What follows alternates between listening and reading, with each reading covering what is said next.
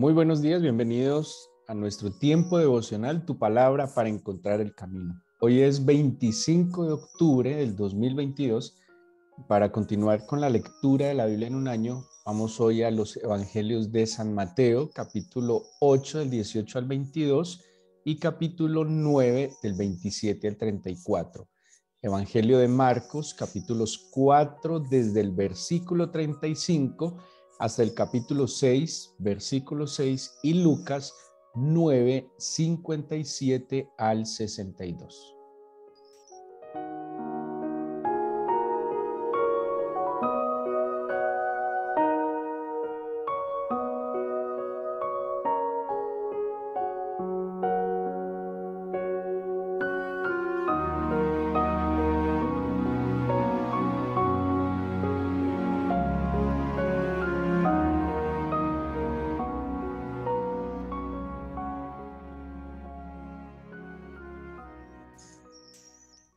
Para seguir la lectura cronológica del Nuevo Testamento, pues la mejor fuente que tenemos en la Biblia es el Evangelio de Lucas. El mismo evangelista, cuando escribe a un destinatario llamado Teófilo, él le explica que él investigó y que él organizó en orden todas las cosas que él pudo recopilar en su proceso de investigación.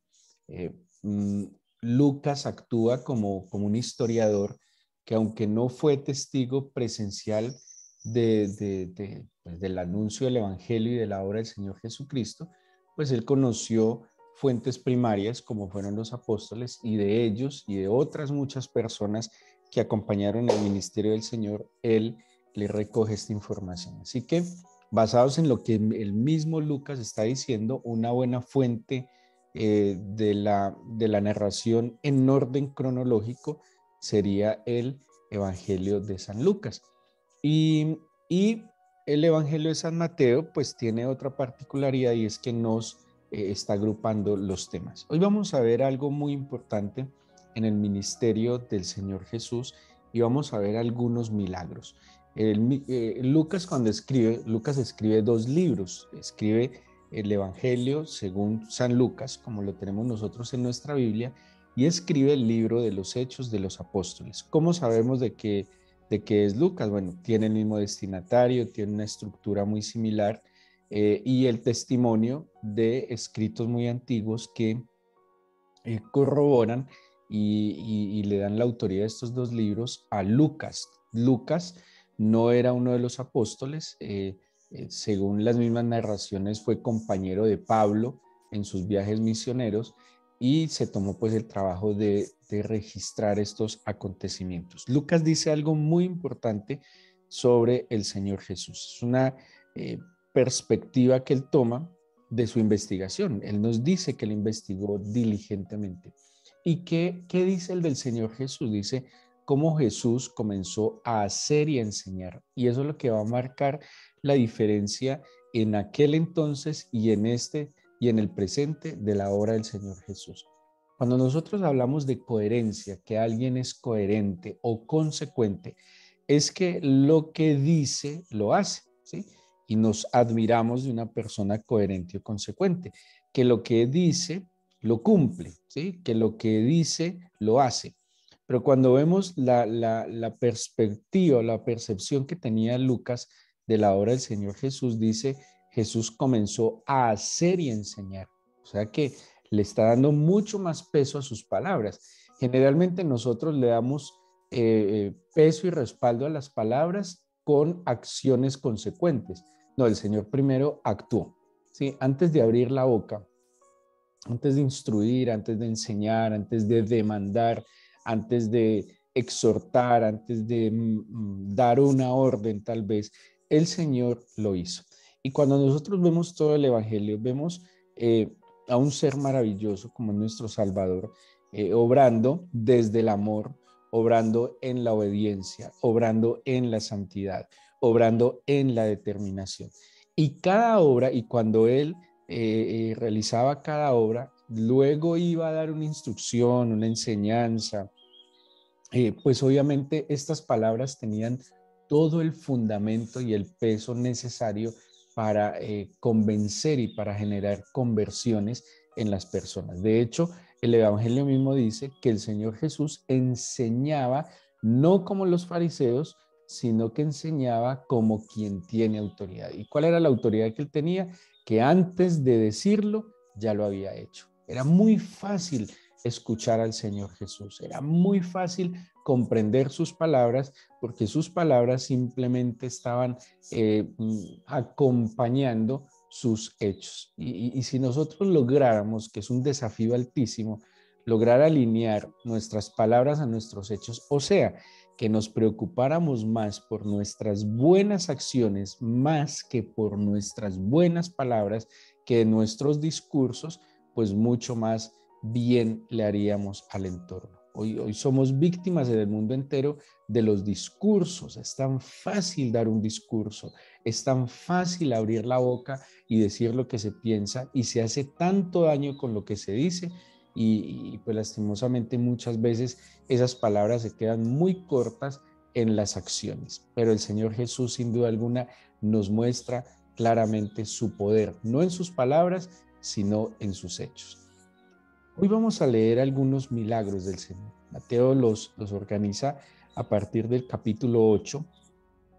Si hacemos memoria de días atrás, el discurso del Sermón del Monte, según la narración de Mateo, termina en el capítulo 8, versículo 1. Allí, después de haber subido al monte, de haberse sentado, de haber abierto su boca para enseñar y que sus discípulos vinieron a él, el Señor Jesús desciende del monte después de toda esta enseñanza del reino de los cielos y en el orden que le da Mateo, el capítulo 8 y el capítulo 9 nos va a describir diferentes milagros que el Señor hace.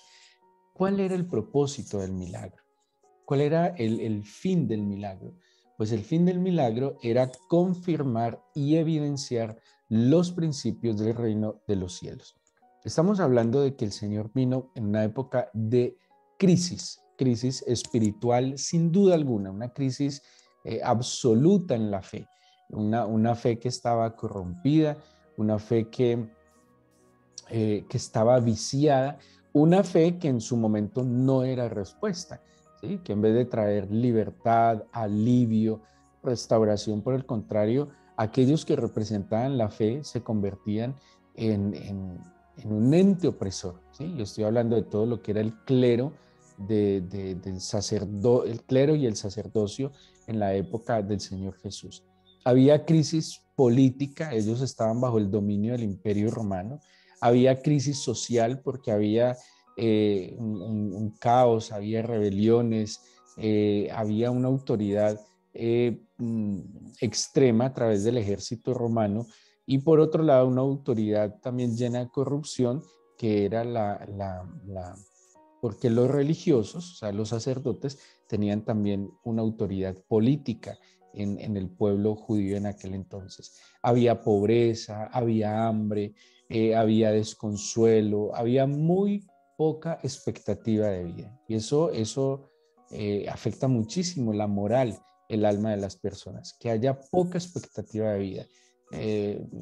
Los hombres tal vez ya llegando a los 30 años sabían que se estaban acercando a sus últimos días, no había muchos caminos que escoger, no había opciones que tomar en aquel entonces y aparece el Señor Jesús. Aparece el Señor Jesús mostrando, amando, con sus expresiones de aceptación, con su paciencia, sin duda alguna, una virtud impresionante del Señor era su paciencia, la capacidad de sentarse y escuchar a los niños, a las mujeres, a los ancianos, la capacidad de sentarse también a enseñarles, a instruirles, pero también sin duda alguna cómo a través de sus manifestaciones poderosas traía respuestas concretas a las necesidades. ¿Y qué manifestaciones poderosas podemos recordar del Señor Jesús? Calmó el hambre, cuando hombres y mujeres y niños le seguían y habían estado horas escuchando sus instrucciones, como el Señor Jesús, movido a misericordia, La Biblia expresa que cuando él veía las multitudes se conmovía en su interior porque los veía como huestes que no tenían pastor, gentes que no tenían quien los orientara. Y tuvo compasión también de su hambre física. Y vemos cómo el Señor en diferentes oportunidades, porque no fue una sola, el Señor tomó los pocos recursos que habían y los multiplicó. El Señor no se quedó mirando lo que faltaba para realizar el milagro, sino que Él partió de lo que había para multiplicar su gracia, su poder y su bondad. Vemos también cómo el Señor sana enfermedades, cómo el Señor libera personas de yugos espirituales. Vemos el Señor como, por ejemplo, que está en la Biblia, en el Evangelio de San Juan, en el capítulo 8, sobre la restauración moral de aquella mujer que fue descubierta en el mismo acto del adulterio. Los milagros entonces son esa evidencia de los principios que nuestro Señor está enseñando acerca del reino de los cielos. Miremos rápidamente sobre qué trata estos textos. Bueno, Marcos capítulo 4, 35, que está en nuestra lectura, nos va a hablar de el poder del Señor sobre la naturaleza. Dice Marcos capítulo 4, 35 al 41, aquel día cuando llegó la noche, les dijo, pasemos al otro lado. Despidiendo a la multitud, le tomaron como estaba en la barca y había también con él otras barcas. Pero se levantó una gran tempestad de viento y echaba las olas en la barca, de tal manera que ya se anegaba. Y él estaba en la popa, durmiendo sobre un cabezal, y le despertaron y le dijeron, Maestro, ¿no tienes cuidado que perecemos? Y levantándose, reprendió al viento y dijo al mar, calla, enmudece. Y cesó el viento y se hizo grande bonanza y les dijo, ¿por qué estáis así amedrentados? ¿Cómo no tenéis fe? Entonces temieron con gran temor y se decían el uno al otro, ¿quién es este que aún el viento y el mar le obedecen? Aquí vemos la autoridad del Señor Jesús sobre la naturaleza. Por eso un milagro se dice que es una obra sobrenatural, porque va más allá de la naturaleza. Estos milagros que vamos a ver aquí en la lectura que nos corresponde hoy, son milagros que intervienen en situaciones que afectan nuestra vida.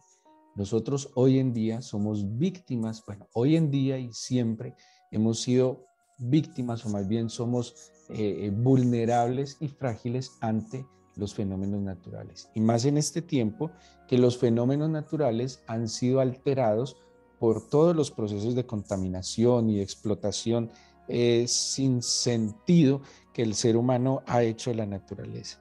El ser humano hoy, pues por el problema del clima sobre todo, donde sufrimos o excesivo calor o excesivo frío o grandes y largas sequías, o también experimentamos inundaciones. Todos estamos expuestos y somos vulnerables a las situaciones que se presentan en la naturaleza. Pero ojo con esto, Jesucristo tiene el poder sobre la naturaleza, ¿sí?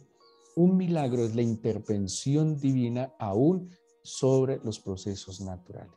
Y cuando nosotros miramos desde el Antiguo Testamento, el Señor obra poderosamente sobre las cosas naturales. Por ejemplo, cuando el pueblo judío, el pueblo de Israel está huyendo de Egipto, se enfrenta al mar y detrás de él venía el faraón, ¿sí? ¿Qué hace el Señor? Obra sobre la naturaleza, interrumpe un proceso natural, altera un proceso natural para librar a su pueblo. Abre el mar en dos. A través del desierto, un milagro sobre la naturaleza es la misma columna de fuego y de nube. Cuando llegan a la tierra prometida y tienen también que enfrentarse con pasar el Jordán, ¿qué hace el Señor? Detiene las aguas del Jordán. Cuando estaban en la conquista y Josué estaba luchando en la conquista, ¿qué hizo el Señor a través de Josué? Detuvo el sol, alargó el día. Bueno, hacer el análisis, por ejemplo, de ese misterioso milagro es muy particular, porque ¿qué se detuvo aquel día? La rotación, la traslación de la tierra. ¿Qué obró? ¿Qué tuvo que haber hecho el Señor para que el sol se detuviera en Gabaón? ¿Sí? Algunos dicen que por eso nunca desde aquel entonces ha podido cuadrar el calendario, por ese desajuste en lo que pasó, que el Señor detuvo el sol. Ahora, Josué dijo, detente sol, ¿sí? Detente sol. No sabemos si al decir el detente el sol, lo que hizo el Señor fue detener la rotación de la tierra, ¿sí? O la traslación de la tierra, pero lo que sea es que el Señor obró sobre la naturaleza. Y aquí vemos al Señor Jesús obrando sobre las tempestades. Y, y qué tal que hay una oración que escuchaba ahora a mi madre haciendo esa oración, que nosotros en verdad como creyentes oráramos para que el Señor en medio de esta situación caótica del clima pidiéramos su intervención divina. Hay muchas personas que están en una condición de vulnerabilidad ante la inclemencia del clima, ya sea porque viven en una ribera a una fuente hídrica, ya sea porque están en una pendiente. Bueno, son tantas situaciones. Hay personas que lastimosamente habitan en la calle debajo de los puentes, donde de un momento a otro puede haber una creciente súbita. ¿Cómo nosotros podemos también pedir la intervención divina en estas situaciones naturales? ¿Sí? ¿Cómo nosotros podemos creer? Porque dice la Biblia que el Señor Jesucristo es el mismo ayer, hoy, siempre. Su poder no mengua, no se ha desgastado, su poder no cambia. Él tiene la capacidad de calmar la tempestad en aquel entonces y hoy en medio de lo que nosotros estamos viviendo. ¿Qué le demanda él a sus discípulos? Bueno, ¿por qué no tienen fe? ¿Por qué están amedrentados? Más bien, ¿por qué no claman para que el Señor intervenga aún sobre la naturaleza? En el capítulo 4, en el capítulo 5 del mismo Evangelio de San Marcos, vemos al Señor, que es lo mismo que nos está narrando el Evangelio de San Mateo. San Mateo en el capítulo 8, en el primer bloque, sana un leproso. Luego, versículos 5 al 13, está la sanidad del siervo, el centurión. Luego, el 14 al 17, la sanidad de la suegra de Pedro. Luego, entre el 23 y 27 estoy en Mateo 8, la tempestad. Luego aparece en el 28 al 34, los endemoniados gadarenos. En el 9, el paralítico. Luego en el 9:18 aparece la hija de Jairo, la mujer del flujo de sangre. En el 27, dos ciegos que reciben la vista. Y en el 32, un mudo que habla. Y miremos rápidamente estos milagros. Está la resurrección de la hija de Jairo, ¿sí? Conocemos esta historia de aquel hombre que era un servidor que viene y ruega para que el Señor sane su hija. Cuando el Señor iba hacia la casa de Jairo a sanar a su hija, mucha gente se aglutinaba, lo apretaba, dice así la Biblia, que lo estaban apretando, y una mujer que tenía un flujo de sangre, que tenía 12 años, que padecía, y dice la Biblia, había sufrido mucho de muchos médicos. Ustedes se imaginan cómo habrá sido 12 años intentando solucionar, y los médicos en aquel entonces, a propósito, pues se los podría comparar algo así como una especie de chamanes, ¿sí? Para que tengamos una idea. No era pues con todo el conocimiento científico de este tiempo, sino que más bien era un conocimiento empírico, ¿sí? Imagínense cuántas cosas no le habrán hecho a esta pobre mujer tratando de curar ese flujo de sangre. Y dice la misma Biblia que había sufrido muchos médicos y gastado todo lo que tenía y nada había aprovechado. Antes le iba peor. O sea, esta mujer había perdido completamente la esperanza. Se había desgastado económicamente, físicamente, moralmente, y fuera de eso, socialmente esto tenía un problema porque en la ley mosaica la mujer que tenía flujo tenía que estar apartada del pueblo, así como el que tenía lepra. O sea, tenía todos los problemas que usted se puede imaginar esta mujer. Como ella misma se sentía marginada, ella era una mujer marginada, ella cuando oye hablar del Señor, pues seguramente aprovechando la multitud, trató de acercarse y decía en su mente, si tan solo tocara el borde de su manto, yo sería sana. Es impresionante la medida de fe que esta mujer tenía para poder recibir este milagro. Aquí hay como algo así como una intervención involuntaria del Señor Jesús. Él emanaba poder, él era Dios mismo, Dios en medio de nosotros, el grande Emmanuel.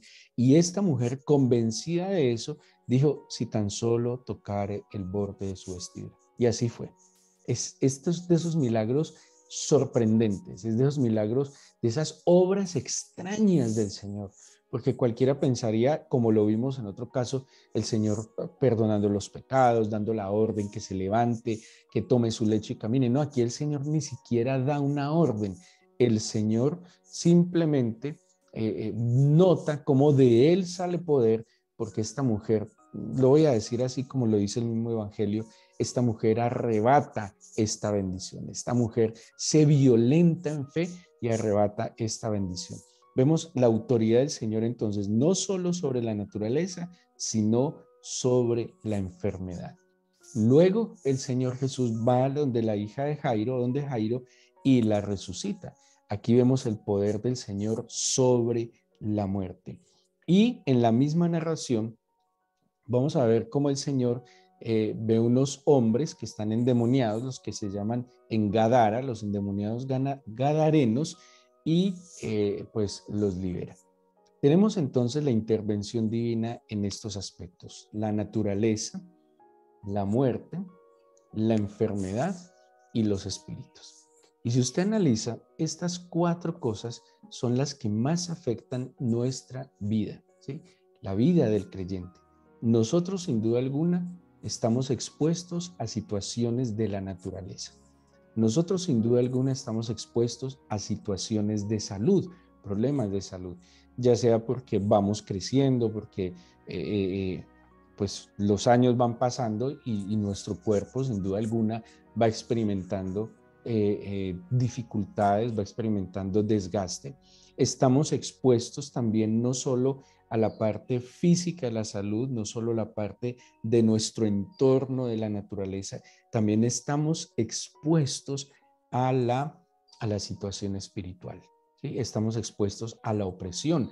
El mismo Pablo, cuando escribe a los Efesios, dice, tenemos una lucha que no es contra carne, que no es contra sangre, es una lucha espiritual que tenemos contra huestes, que tenemos contra todo un ejército celestial, y por eso tenemos una armadura. Y el Señor es nuestro comandante en jefe aún en esa lucha.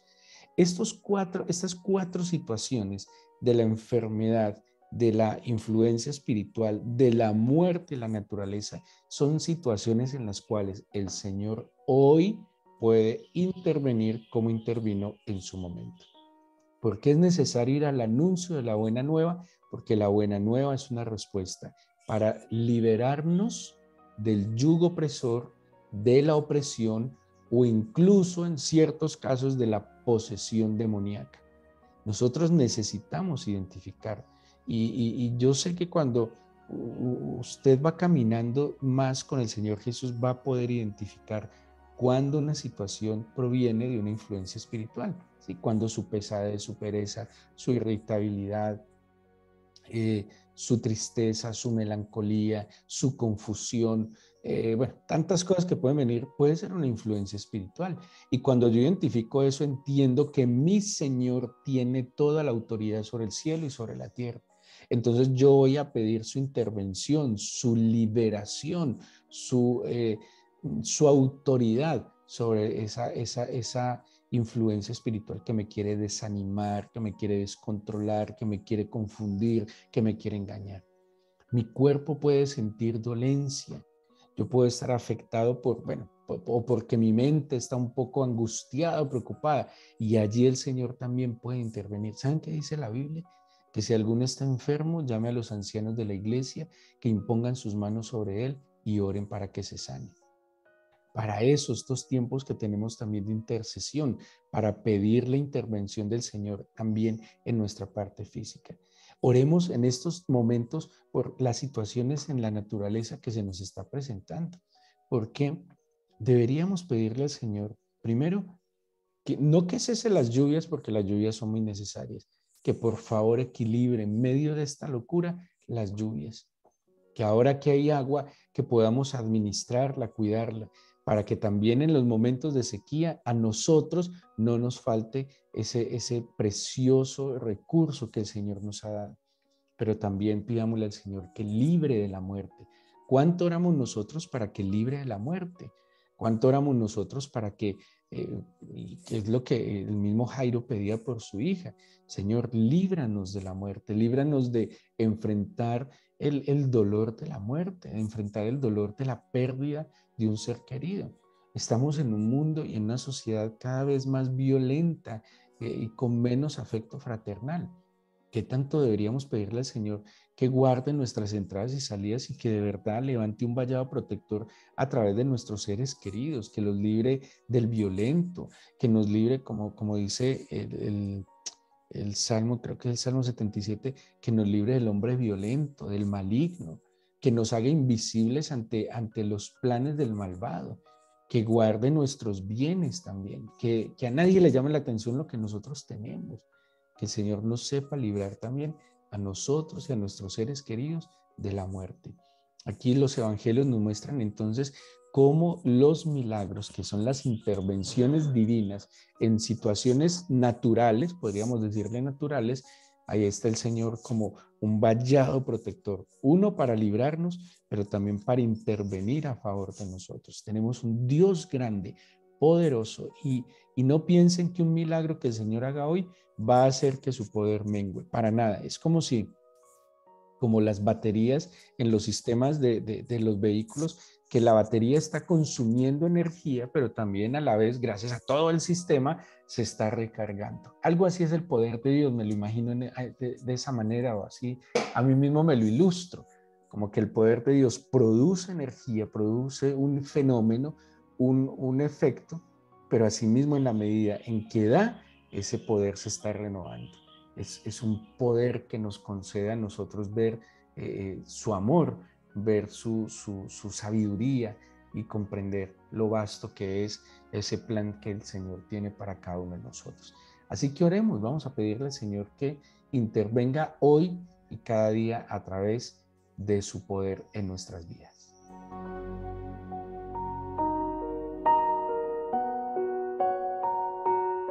Bueno, y si usted ha tenido la oportunidad de ponerse de acuerdo con el Señor, ha confesado sus pecados, si usted sabe que está en acuerdo con Él, ¿por qué no pedirle con libertad que intervenga en esa situación? Puede ser una situación de salud física, una situación espiritual. Tal vez usted está sintiendo un acoso espiritual, ¿sí? Está librando una lucha en su vida espiritual. Tal vez sea riesgo de muerte, peligro. Puede que usted esté experimentando hoy ser vulnerable. Posiblemente el entorno en donde usted vive se ha tornado inseguro, ha habido asaltos, asesinatos, y eso afecta la calidad de vida, sin duda alguna. Tal vez usted ha sido víctima y está siendo perjudicado por estas situaciones del clima. Pidámosle al Señor que intervenga. Orémosle al Todopoderoso.